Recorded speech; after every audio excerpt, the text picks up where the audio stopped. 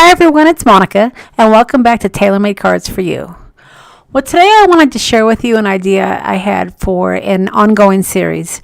Now, I'm not going to necessarily be doing it one right after another, but I thought when I'm creating some of my cards that I would create a masculine and a feminine card using the same stamp set.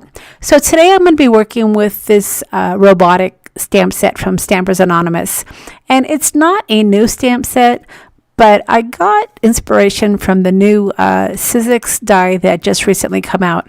And I don't have it yet, but I wanted to go ahead and create some fun little masculine and feminine robots. So I'm going to go ahead and create the masculine one for you on video. And then at the end of the video, I'm going to share with you the feminine one as well. So to start out, I just took some of my cardstock from Holtz, and this is a really old card set, but I really liked the gray tones involved in it. It really looked like metal to me, so I thought I would go ahead and stamp directly on it. That way I didn't have to do any coloring. Now, if you don't have any gray tone paper that has some design in it, then you can easily just color your robot up using some gray tones, because that tends to look more like metal. But what I would recommend is just also get maybe some of your distress oxide, and you can create some shadows on some white cardstock, and then you can make it look like metal. So after I stamped my image using some Archival ink, and I'm using the black Archival ink, I went ahead and I fussy cut it. Now I'm using my small Holtz scissors, and I tend to use these when I am doing. Alright, so after I finished cutting out my robot, then I wanted to go ahead and start working on the base of my card. And because this is going to be more of a masculine card, I tended to go towards the blue tones. So as you can see here, I am using a background from Holtz. This is one of his paper stacks. And I'm using my paper distresser to just edge up the edges of my cardstock. And then I'm going to go ahead and adhere it onto that blue cardstock. Now, when you're creating a feminine card, as you can see to the right of my screen, you're going to want to use your pink tones. And the card that I ended up creating for my girl card was, I used some pink glitter paper, and then I used some pink tones for my background. Now, for the gray color that you see there, I didn't have any pink, so I just used some of my Distress Oxides to give my paper some pink tones, and it worked really well. So again, if you don't have any paper that will work well, just get some of your Distress Oxides out and just create your own cardstock for your background. Now, I wanted my robot to have nuts and bolts and cogs, and I wanted it to look really industrial. So I was able to use some of my product from Canvas Corp brand, and this is the Architecture sets, and they have some great product that works with this type of a card. It already has nuts and bolts and screws, as you see here, that I'm using, and I was able to just pull those right off and glue those to my robot. Now, it is sticky on the background, but I wanted to make sure that these weren't going to come off, because these are small pieces, and that's why I used the extra adhesive. Now, for my girl card, I didn't use these nuts and bolts. What I had used were some brads, and I used the metal shiny brads for my girl card, because I wanted her to be nice and shiny, and any metal element that you're going to be able to add to this type of design is going to work great. So on this particular one, because it was more of a male card, I went towards these stickers because they were a little bit more muted, and then for my girl card, I wanted her to be nice and shiny, and that's why I decided to go with the brads. Now, for this design, I also decided to use my industrial die set.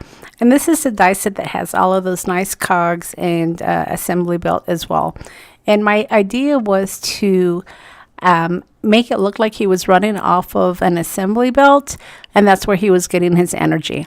So I'm using those architecture pieces again, and I had just cut out some of the dies from the industrial set, and I think they looked really great. I didn't even have to add any ink or any distress to them at all. They really look like metal, just cutting them off of these pieces. And then once I figured out exactly how I was going to attach that belt, then I went ahead and I worked on the blue background. Now, for the blue background, I did want it to also look a little bit more industrial. So I ran that paper through the 3D embossing folder, and I used the cog 3D folder, and it turned out really well. Now I also did that for the pink design, just to kind of keep the background a little bit consistent. Now, as you can see, I also did use the archway thinlits to house my robot. I didn't want him to get lost in the background, so that was a really good die to frame the robot in. And I did that again, both for the masculine card and for the feminine card. Now, for the girl card, the background that I used was that pink glitter paper, and that really made her stand out.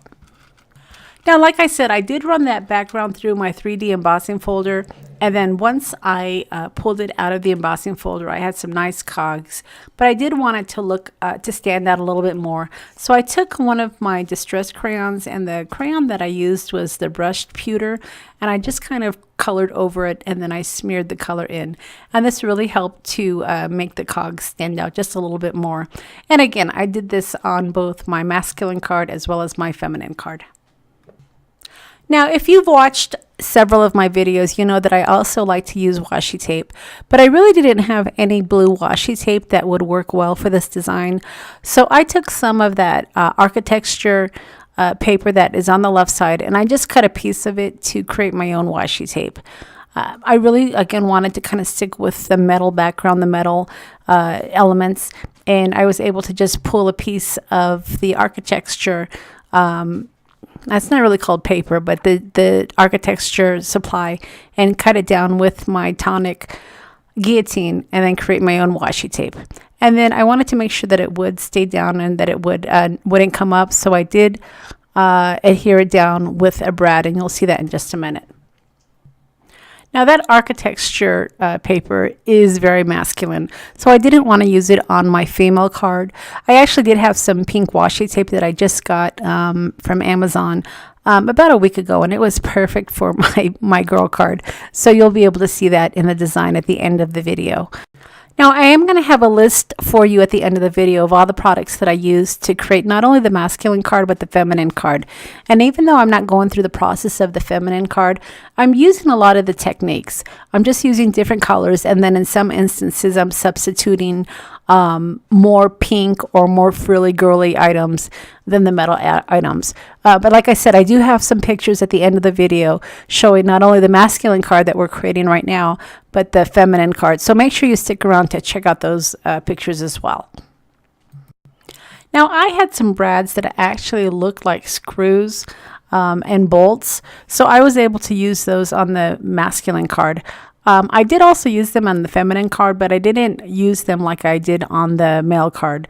For the girl card, I just used them on the corners, but for the male card, you're going to see them more predominantly. I didn't, again, for the girl card, I wanted it to be a little bit softer, whereas for the male card, I wanted all of the grunge to kind of show. It would work for a girl card, but I really wanted to show you the distinction, and that's why I went a little softer with the pinks and with the girl card design. Now, for both cards, I did use the metal bands that you see me adhering right now. I put them both on the bottom, but for the male card, I went a little bit further. I did add a metal tag on the very top, and I used the foundry adornments for the male card. I really wanted a little bit more metal, and that's why I decided to go that way for just the male card and not for the female card. And then after I was completely done with the design, then it was time to adhere it to the base of my white cardstock. Now, these cards have a lot of metal on them, so they are going to be heavy. So you want to make sure that you use a good quality cardstock, and the cardstock that I typically use is 110 pounds. And then when you're adhering it, you want to use some strong adhesive. And the adhesive that I ended up using to adhere these cards to my base was that red line adhesive, and that stuff is strong. You've seen me use that on my journals before, and I decided to use it on my card because I just really didn't want it to come off. Now, as I've said before with this red line tape, it is very strong, but it is very unforgiving. So you don't have a lot of wiggle room when you go to put it on the base of your card. So just make sure that you take your time and that you center your piece nicely so that way you're happy with it.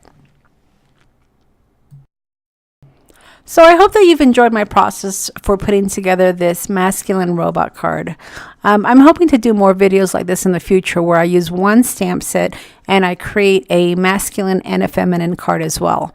Sometimes I'll create the girl card on screen, and then sometimes I will create the male card on screen, but I'll always show you both of the end results. So as always, I'll leave a list of all the products that I've used to create both cards along with the links to the stores. If you've enjoyed the video, I would sure appreciate a thumbs up. And leave me a comment. Let me know what you think about my idea for this series.